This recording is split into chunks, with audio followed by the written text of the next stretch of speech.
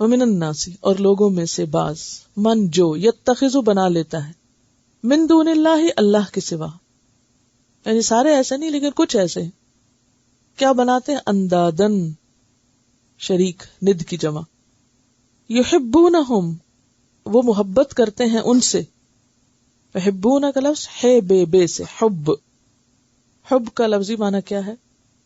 حب یحب کا مصدر ہے حب، جو چیز پسند ہو اس کو چاہنے کا نام حب ہے، جو چیز اچھی لگے اور انسان اس کو طلب کرنا چاہے، اس طلب کا نام حب ہے، چاہنے کا۔ اسی لیے ہم اردو میں چاہت کا لفظ استعمال کرتے ہیں، چاہت بمعنی محبت، یعنی کسی چیز کو اچھا سمجھ کے اس کا ارادہ کرنا، چاہنا، کیونکہ عموماً یہی ہوتا ہے نا، جو چیز آپ کو اچھی لگتی پھر آپ کو کیا دل چاہتا ہے؟ وہ آپ کی ہو جائے، وہ آپ کو مل جائے۔ اس کی کئی وجوہات ہوتی ہیں، یعنی محبت کے پیچھے کئی وجوہات ہوتی ہیں۔ مثلاً بعض اوقات لذت ہوتی ہے، لذت، کوئی چیز لذیذ لگتی، مثلاً کچھ کھانے، تو ٹیسٹ کے لیے آپ کیا کرتے ہیں؟ کئی کلومیٹر دور گاڑی لے جا کے وہاں سے خاص چیز خرید کے لے کر آتے ہیں۔ یہ چاہت نے آپ کو چلایا اور وہاں پہنچایا، کیونکہ آپ کو پتا ہے کہ جب تک وہ خاص انگریڈینٹ نہیں ہوگا کھانے میں مزہ نہیں آئے گا۔ لذت سبب بنی چاہت کا، چاہت سبب بنی جانے کا، لینے کا، حاصل کرنے کا۔ ایک وجہ تو لذت ہوتی ہے، دوسری وجہ فائدہ ہوتا ہے، یعنی بعض محبتیں مفاد پر مبنی ہوتی ہیں۔ جس چیز سے فائدہ حاصل ہوتا ہے انسان اس سے محبت کرتا ہے، اور اس وقت تک کرتا ہے جب تک اس سے اس کو فائدہ حاصل ہوتا رہتا ہے، اور جب وہ چیز فائدہ پہنچانے کے قابل نہیں رہتی تو پھر اٹھا پھینکتا ہے اس کو۔ آپ نے دیکھا ہوگا کہ بعض دوستیاں اور بعض رشتے ایسے ہی ہوتے ہیں۔ بعض محبتیں کیا ہوتی ہیں، مثلاً لڑکے لڑکی کی محبت، اب محبت رہی، فرینڈشپ رہی، کوئی شادی وادی نہیں، کچھ نہیں، تو جب تک وہ لڑکی جوان رہی، فائدہ پہنچاتی رہی، محبت باقی رہی، اور جب دیکھا کہ وہ تو اپنا دیکھنے کے لائق ہے، نہ ہی کوئی اور فائدہ اس سے، تو اٹھا پھینکا اس کو۔ لیکن اسلام نے جو شادی کا حکم دیا ہے تو اس میں اللہ تعالیٰ فرماتے ہیں کہ یہ صرف مودت نہیں بلکہ رحمت بھی ہے اس میں، کہ چاہے وہ عورت اب بچے نہیں بھی پیدا کر سکتی، اتنی خوبصورت نہیں رہی، لیکن اس کے باوجود اس کے لیے اللہ تعالیٰ دل میں ایک رحمت ڈال دیتے ہیں، اور اس طرح شوہر اور بیوی کا رشتہ جو ہے وہ مرتے دم تک ایک طرح سے قائم رہتا ہے۔ تو شادی کی جو حکمت ہے وہ صرف مودت یا محبت بیس نہیں بلکہ رحمت بھی، کہ اس سے رحمت بھی وجود میں آتی، کہ ایک دوسرے کی جو کیئر ہوتی ہے۔ آج کی شادیاں اسی لیے ناکام ہیں زیادہ تر کہ عموماً وہ صرف ایک چیز پر بنیاد کرتی ہیں، لذت پر یا فائدے پر۔ بعض لوگ فائدوں کی خاطر شادی کرتے ہیں نا، دنیاوی مفادات کی خاطر، اور جب دیکھتے ہیں وہ فائدہ ہوا نہیں تو پھر کیا کرنے لگ جاتے ہیں۔ ایسی ہیں نا مثالیں کہ نہیں، بس زیادہ ہو گئی ہیں۔ اللہ کا خوف نہیں رہا تو زیادہ تر شادیاں مادیت پرستی پر، دنیاوی فائدوں پر، کہ دنیا ہمیں کتنی ملے گی وہاں سے، اس بنیاد پر ہوتی، یعنی بنیاد غلط ہے۔ نتیجہ کیا ہوتا ہے، جب وہ دیکھتے ہیں کہ اچھا انہوں نے تو کہا تھا ہم اتنا جہیز دیں گے اور جہیز تو ملا نہیں، انہوں نے کہا تھا ہم یہ بھی اور یہ بھی دیں گے تو وہ تو یہ لڑکی لائی نہیں، لہذا کیا کرو، واپس بھیج دو، یعنی گویا اور کوئی غرض ہے ہی نہیں۔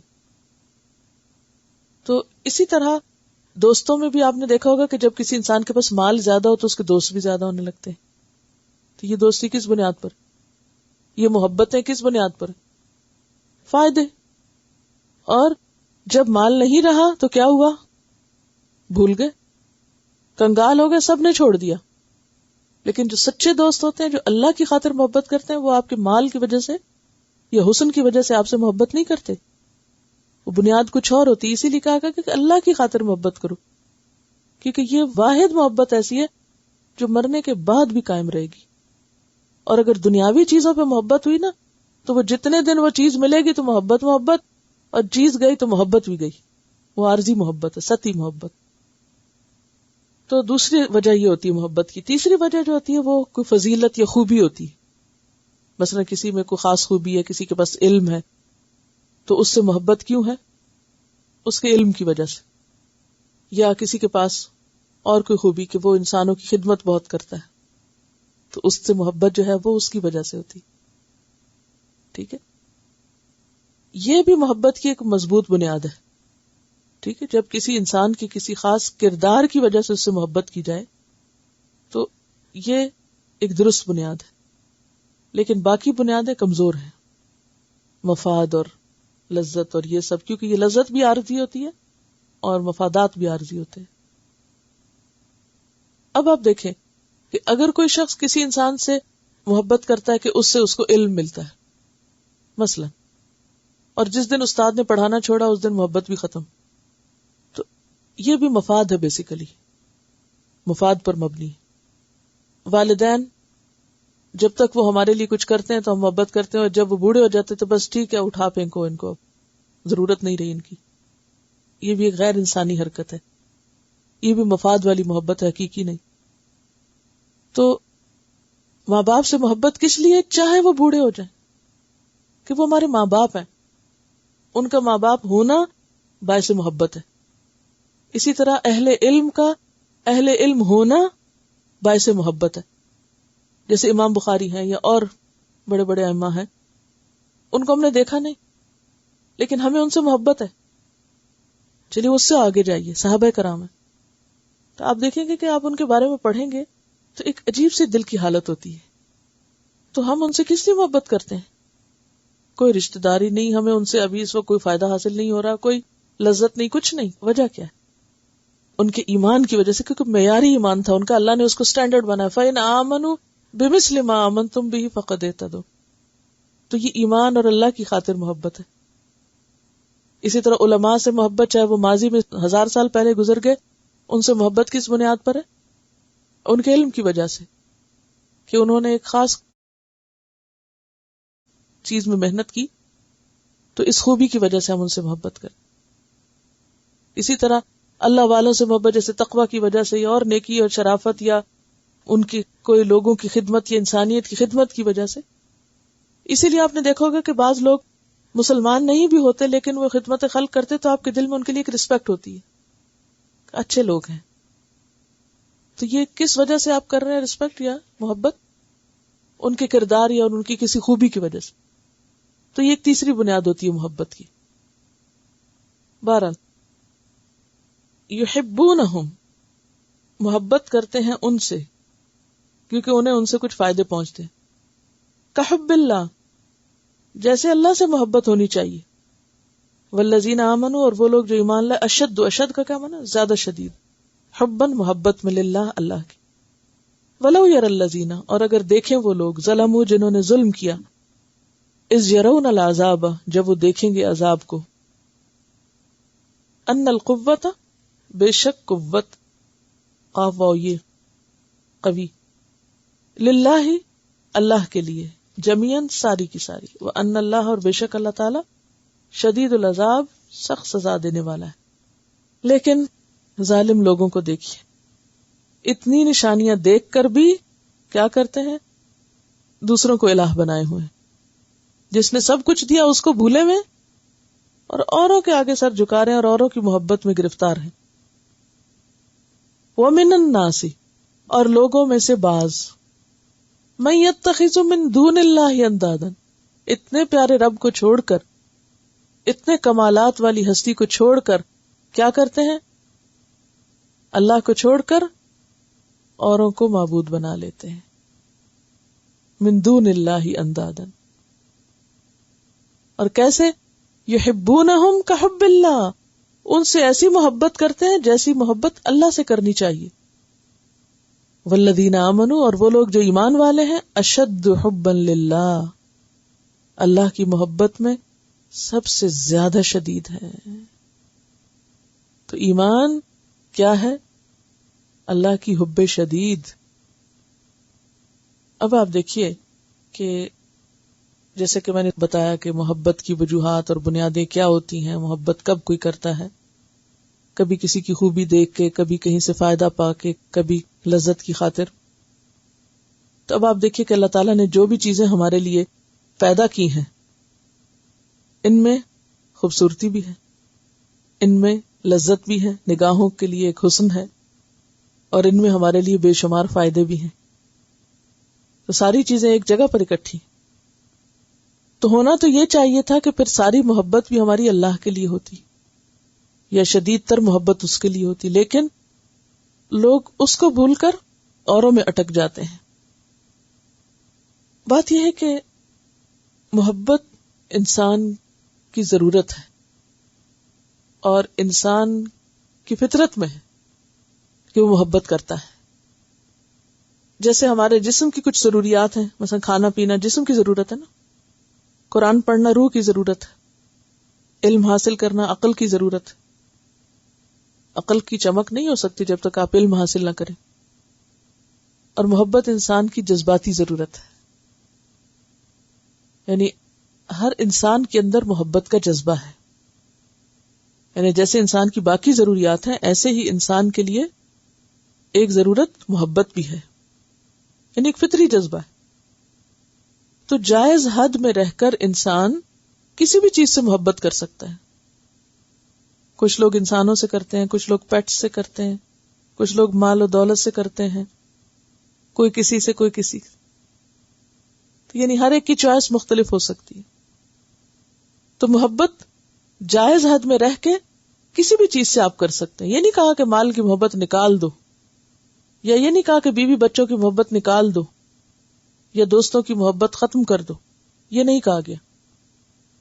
جائز حد کے اندر لمٹس میں رہ کر آپ محبت کر سکتے ہیں.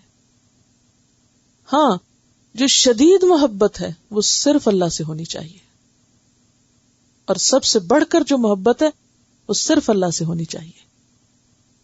یہ صرف اللہ کا حق ہے.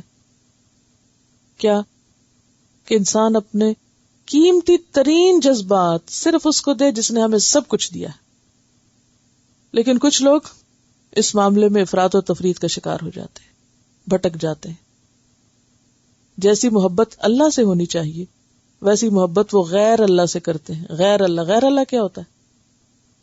اللہ کے علاوہ باقی سب. اللہ کے علاوہ باقی سب غیر اللہ ہیں. کچھ لوگوں کو اپنے ہاتھ کے بنائے ہوئے بتوں سے بڑی محبت ہوتی ہے، کچھ کو شخصیتوں سے بڑی محبت ہوتی ہے، لیڈرز سے بڑی محبت ہوتی ہے، انسانوں سے، مذہبی شخصیتوں سے، بڑوں بزرگوں سے. کچھ لوگ اپنی قوم، برادری، اپنے خاندان سے بڑی محبت کرتے ہیں، بیوی بچوں سے بڑی محبت کرتے ہیں. کچھ لوگ کچھ انسانوں کی محبت میں گرفتار ہو جاتے ہیں.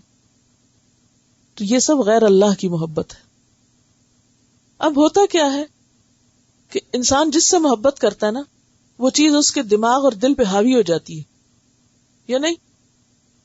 وہ اسی کی یاد میں جیتا ہے، وہ اٹھتے بیٹھتے اسی کو یاد کرتا رہتا ہے، وہ اسی کی یاد میں سوتا ہے، اسی کی یاد میں اٹھتا ہے، وہ چلتا پھرتا ہے مگر یاد وہ اسی کو ہی کر رہا ہوتا ہے. ٹھیک ہے؟ وہ جہاں بیٹھتا ہے اسی کا تذکرہ شروع کر دیتا ہے. وہ بھوکا ہو پیاسا ہو سب سے پہلے وہ اسی کی طرف توجہ کرتا ہے. جیسے ماں کو اگر بچے سے محبت ہے تو وہ انہیں سو بھی رہی ہوگی تو خواب میں بھی دیکھے گا بچہ رو رہا ہے. انہیں اس کی صرف عام زندگی نہیں، اس کی خوابوں میں بھی وہ چیز شامل ہو جاتی ہے. پھر خواب میں اکثر وہی چیز انسان دیکھتا ہے جو اس کے دل دماغ پہ حاوی ہوتی ہے، پھر وہ خواب میں بھی نظر آنے لگتی ہے. اور باقی سب سے اس کا تعلق سیکنڈری ہو جاتا ہے. یعنی شدید محبت کی علامتیں کیا ہیں جو ابھی میں نے بتائیں، اور باقی سب سے اس کا تعلق سیکنڈری. باقی سب نمبر 2 ہوتے ہیں اس کے لیے. یعنی ہر انسان کی زندگی میں کوئی نمبر 1 ہے اور باقی سب غیر اس کے نمبر 2 ہے. یہاں شرط لگا دی گئی والذین آمنوا اشد حبا للہ. وہ لوگ جو ایمان لائے وہ اللہ کی محبت میں شدید ہوتے ہیں، یعنی اللہ کی ذات ان کی زندگی میں نمبر 1 ہوتی ہے. جیسے آپ ایک انسان سے محبت کرتے ہیں تو باقی انسانوں سے رسمی تعلق ہوتا ہے، اور جس سے آپ محبت کرتے ہیں اس سے آپ کا خاص تعلق ہوتا ہے. محبتوں کا امتحان ایک کیسٹ بھی ہے، سورۃ توبہ کی آیات ہیں جس میں خاص طور پر یہ بات آتی ہے کل ان کان آباؤکم وابناؤکم واخوانکم وازواجکم وعشیرتکم وَأَمْوَالٌ اقْتَرَفْتُمُوهَا وَتِجَارَةٌ تَخْشَوْنَ كَسَادَهَا وَمَسَاكِنُ تَرْضَوْنَهَا أَحَبَّ إِلَيْكُم مِّنَ اللَّهِ وَرَسُولِهِ وَجِهَادٍ فِي سَبِيلِهِ فَتَرَبَّصُوا حَتَّى يَأْتِيَ اللَّهُ بِأَمْرِهِ، کہ اگر تمہارے باپ اور تمہارے بیٹے اور تمہارے قبیلے اور تمہارے مال جو تم نے کمائے اور تمہارے گھر جو تمہیں بہت پسند ہے، یہ سب تمہیں اللہ اور اس کے رسول اور جہاد سے بڑھ کر عزیز ہیں، تو انتظار کرو، پھر اللہ اپنا فیصلہ لے آئے۔ تو ایمان کا تقاضا کیا ہے کہ انسان سب سے بڑھ کر اللہ کو چاہے، کسی اور کو نہیں۔ اب آپ اپنے آپ کو خود ٹیسٹ کر سکتے ہیں کہ کون ہے جو آپ کے دماغ پر سوتے جاگتے حاوی ہے۔ اگر ایسا ہے کوئی تو آپ دراصل شرک کر رہے ہیں۔ اب یہ بات آپ کو میری سخت تو بہت لگے گی، لیکن حقیقت یہی ہے اور بتانا بھی ضروری ہے کہ کوئی انسان، کوئی مال، متاع، چیز، جگہ، گھر، پیسہ، کاروبار، بزنس، کوئی چیز ایسی نہیں ہونی چاہیے جو اللہ سے آگے آ جائے اور ہر وقت دماغ پہ چھائی رہے آپ کے۔ اگر کوئی بھی شخص آپ کے دماغ پہ چھایا ہوا ہے یا کوئی بھی چیز چھائی ہوئی ہے تو آپ ایک مصیبت کا شکار ہیں، آپ غیر اللہ کی گرویدگی کے شکار ہو کے مصیبت میں پڑ چکے ہیں۔ لہذا آپ کو کوشش کرنی چاہیے اور دعا کرنی چاہیے کہ یا اللہ مجھے اس فتنے سے باہر نکال۔ اس کا یہ مطلب نہیں کہ ہم محبتیں نکال دیں دلوں سے، محبت تو خوشی دیتی، خوشی لاتی ہے، ہم محبت کر سکتے مگر لمٹس، اور وہ لمٹس آپ کو خود کھینچنی پڑے گی۔ یہ سب بیکار کی باتیں، لوگ کہتے ہیں محبت اور جنگ میں ہر چیز جائز ہے۔ یہ کس کا قول ہے؟ کوئی اللہ تعالیٰ کا قول ہے؟ نہیں، کوئی جائز نہیں ہوتا سب کچھ، ہر چیز کی اللہ نے حد رکھی اور حدیں توڑنے والے فاسق ہوتے ہیں۔ اور یہ انتہائی خطرناک رویہ ہے کہ کسی انسان کو یا کسی چیز کو انسان اپنے اوپر اتنا حاوی کر لے کہ انسان پھر کسی اور کام کا رہے ہی نہ۔ یہ بیماری کی علامت ہے، یہ جنون ہے، یہ ذہنی خلل ہے، اور یہ انسان کے لیے نقصان دہ ہے۔ یعنی آپ لمٹ کے اندر رہ کے دوسروں کو یاد بھی کر سکتے ہیں، آپ دوسروں سے اپنے جذبات کا اظہار بھی کر سکتے ہیں، سب ٹھیک ہے۔ یعنی محبت منع نہیں ہے، یاد رکھیے میں نے پہلے بتایا محبت ضرورت ہے، جیسے کھانا پینا ضرورت ہے، لیکن جب محبت جنون کی شکل اختیار کر جائے، انسان کو پاگل بنا دے اور انسان پاگلوں والی حرکتیں کرنا شروع کر دے، تو یہ پاگل پن جائز نہیں ہے، لمٹس کراس کرنا جائز نہیں ہے، کہ انسان جائز ناجائز کا فرق بھول جائے۔ اگر ایسا کرے تو اسے توبہ کرنی چاہیے اور پلٹنا چاہیے۔ اب دیکھیے کہ ہر وہ چیز جو انسان کو اللہ کی یاد سے غافل کر دے اور اللہ کے حکم کی تعمیل سے روک دے، اللہ کی یاد سے غافل کر دے آپ کو، یعنی آپ اس کے پیچھے اس طرح بھاگ رہے ہیں کہ آپ کو اپنی ذمہ داریاں بھی بھولی ہوئی ہیں، کام بھی بھولے ہوئے، اور اللہ کے حکم کی تعمیل سے روک دے، یعنی کسی کی ایسی محبت کہ وہ آپ کو اللہ کی اطاعت نہ کرنے دے۔ مثلا اب بچوں کی ایسی محبت کہ آپ نماز ہی چھوڑ دیں، کہ ہم بچوں کو کھانا کھلا رہے ہیں، ہم سلا رہے ہیں، ہم یہ کر رہے ہیں، وہ کر رہے ہیں، یا شوہر کی ایسی محبت یا کسی بھی انسان کی محبت کہ جس سے آپ اللہ کی اطاعت سے رک جائیں اور اللہ کی یاد سے غافل ہو جائیں، اور جو اللہ نے آپ کے اوپر فرائض ڈالے ہیں آپ وہ تو ادا نہ کریں اور صرف اسی کو یاد کرتے رہیں بیٹھ کے، بیکار ہو کے رہ جائیں۔ اصل میں بات پتہ کیا ہے کہ انسان چونکہ کمزور ہے نا، کمزور ہے انسان، وہ کیا چاہتا ہے کہ کوئی اس کا سہارا بنے، سہارا ڈھونڈتا ہے نا ہر انسان، یا نہیں؟ اب اصل سہارا تو اللہ ہے، لیکن بندہ کس کو سہارا پکڑ لیتا ہے؟ جو اس کو سامنے نظر آئے، ہاں یہ میرے لیے سہارا بن سکتا ہے، اس کے اندر مجھے وہ کوالٹی نظر آتی کہ میرا ہاتھ تھام لے۔ یعنی اکثر ہم جس چیز سے محبت کرتے ہیں اس سے کیا تقاضا کرتے ہیں؟ میرا ہاتھ تھام لو۔ تو اللہ کے سوا کسی اور پر توکل، بھروسہ اور اس کو سہارا سمجھنا، یہ کس قدر بیکار بات ہے۔ کون کس کا سہارا بن سکتا ہے؟ کون کس کا ہاتھ تھام کے رکھ سکتا ہے؟ وہ تو خود اپنا ہاتھ نہیں تھام سکتا، خود موت کے منہ سے نہیں نکل سکتا، وہ تو خود فانی ہے، کن کو سہارا سمجھے ہوئے ہم؟ تو چونکہ انسان کے اندر ایک طلب رکھ دی گئی ہے نا محبت کی، اور پھر ایک سہارے کی ضرورت اس کو، تو پھر عموماً انسان جب انسانوں کو یا مادی چیزوں کو سہارا سمجھتا ہے تو بعض اوقات وہ ان سے اتنا امپریس ہوتا ہے اور اتنا ان سے مروب ہوتا ہے کہ وہ پھر ہر بات انہی کی مرضی کی کرنے لگ جاتا ہے، چاہے اللہ راضی ہو یا ناراض ہو، انہی کے آگے جھکنے لگتا ہے.